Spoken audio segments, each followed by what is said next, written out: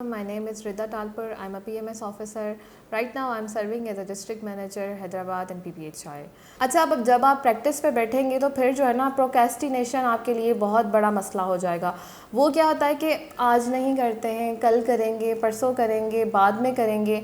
आपको 20 दिन अगर असाइनमेंट के लिए यूनिवर्सिटी में मिलते हैं तो आप देखेंगे 90% ऑफ द स्टूडेंट क्या करते हैं, उसमें से 20 दिन में से 19 या 18 डेज़ जो होते हैं वो यहाँ वहाँ घूमने में ज़ाया कर देते हैं। आखिर के 2 दिन में उनको याद आता है कि उनको असाइनमेंट करना है। तो I can tell you one thing कि जो लोग आप अपनी आज की चीज़ कल पे छोड़ते हैं ना, तो फिर उनकी कामयाबी भी कुदरत जो है ना वो कल पे छोड़ देती है। अगर आप चीज़ों को सीरियस नहीं ले रहे हैं और वक्त पे उनको नहीं कर रहे हैं तो कामयाबी आपसे 2 कदम आगे भागती हुई जाएगी। तो जब आप प्रैक्टिस करेंगे तो आपको इस चीज़ से हमेशा भागना है कि मुझे जो आज करना है वो एनी हाउ करना है।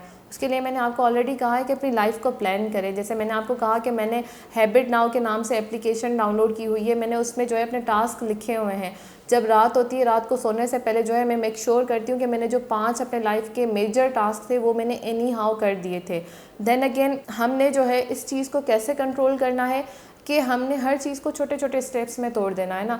अगर एक बहुत बड़ी कोई असाइनमेंट है उसको हमने क्या करना है, 20 दिन की थी, 2 दिन में हमने इंट्रोडक्शन लिखना था, 2 दिन में 2 या 3 दिन में हमने उसका कोई और पार्ट करना था एंड इवेंचुअली हमने उसका कंक्लूजन करना था।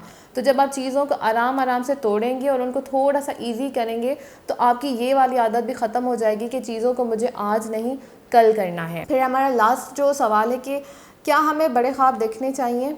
अक्सर जो है ना लोग कहते हैं कि बड़े बड़े ख्वाब नहीं देखो, बड़ी बड़ी सोचें नहीं सोचो। मैं इस बात से बिल्कुल डिसएग्री करती हूँ। मैं कहती हूँ कि इंसान को हमेशा बड़ा नहीं बहुत बड़ा सोचना चाहिए।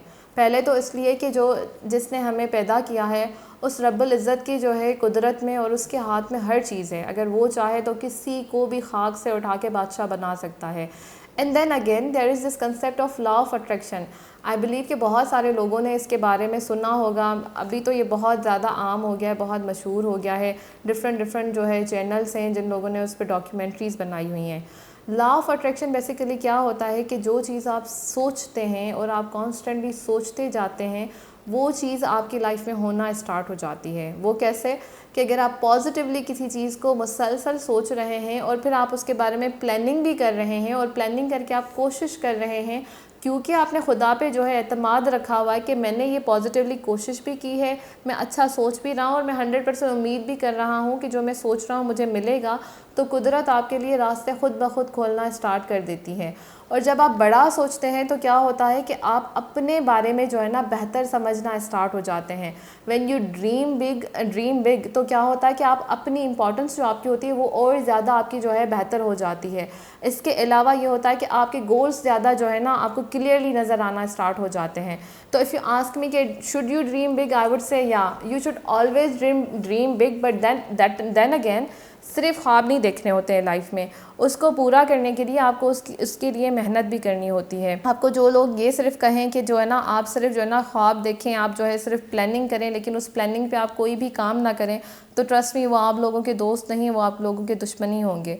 आप अपने ख्वाबों को, बड़े ख्वाबों को अचीव कैसे कर सकते हैं, मैंने पहले ही बताया था कि जब आपको रिजेक्शन फेस करते हैं आप, तो उस रिजेक्शन को सेलिब्रेट करें। सेलिब्रेट कैसे करना है, पहले तो ज़िम्मेदारी लें कि भाई हाँ मैंने ये काम गलत किया। अगर मैं ऐसे में फ़ेल हो गया, अगर मैंने 2 एसेस की प्रैक्टिस की थी, अगर मैं 200 की करता तो मैं आज पास हो जाता। सिमिलरली अच्छी रीडिंग पैटर्न्स और अच्छी जो है आप प्रैक्टिसेस अपनाएं, अपनी स्किल्स को इम्प्रूव करें, अपने गोल्स को सीधा करें कि मुझे लाइफ में करना क्या है, लिख कर रखें कि आपको ये चीज़ें करनी है। फिर रोड मैप बनाएं कि उसको हासिल करने के लिए मुझे कौन कौन सी स्किल्स है जो एक्वायर करनी है, कौन कौन से रास्ते हैं जिनके थ्रू मैं वो चीज़ें एक्वायर कर सकता हूँ। फॉर एग्जांपल मुझे CSS करना है तो उसके लिए पहले मैंने सब्जेक्ट सिलेक्शन करनी है। उस सब्जेक्ट सिलेक्शन के लिए मैं अच्छी मोटिवेशनल वीडियोज़ या अच्छे जो है CSPs हैं उनके इंटरव्यूज़ देख के देखूँ कि सब्जेक्ट सिलेक्शन कैसे होती है। उसके बाद मैंने ये देखना है कि क्या मैं खुद प्रैक्टिस कर सकता हूँ या नहीं। अगर नहीं तो मैंने एकेडमी जाना है। तो ये क्या था, एक रास्ता था। फिर अब जब उस रास्ते पे आप पहुँच गए तो आपने मुसलसल प्रैक्टिस करनी है उस चीज़ की। किसी भी चीज़ को कल पे नहीं डालना है कि नहीं आज नहीं कर रहा मैं कल करूँगा। जब आप ये सारी चीज़ें करना स्टार्ट हो जाएंगे तो आप ऑलरेडी होपफुल हो जाएंगे। और लाइफ में कभी भी जो है ना होप को लूज़ नहीं करना है, क्योंकि देयर इज़ ऑलवेज़ अ वे, ठीक है। हर चीज़ को हासिल करने का कोई ना कोई रास्ता होता है, और जो चीज़ आप कोशिश के मतलब इतनी कोशिश करने के बावजूद भी अगर हासिल नहीं कर सकते हैं तो ट्रस्ट मी उसमें खुदा की कोई मसलियत होगी, इस वजह से वो आपको नहीं मिल रही है। तो खुदा के पास आपके लिए हमेशा प्लान बी सी डी होता है। तो आपको चाहिए कि आप भी अपना इनर जो बाकी का टैलेंट है फिर उसको देखें और उसकी तरह उसके जो है प्लानिंग से आपकी अपनी लाइफ को एक नया मोड़ दें, ना कि अपनी जो है ना होप को लूज़ करके और आप किसी ऐसी तरफ चले जाएं कि जहाँ पे आप अपनी ज़िंदगी को ख़त्म करने का सोचें। सो इसी के साथ मुझे इजाज़त दें, and I will see you guys in next video. Thank you, अल्लाह हाफ़िज़।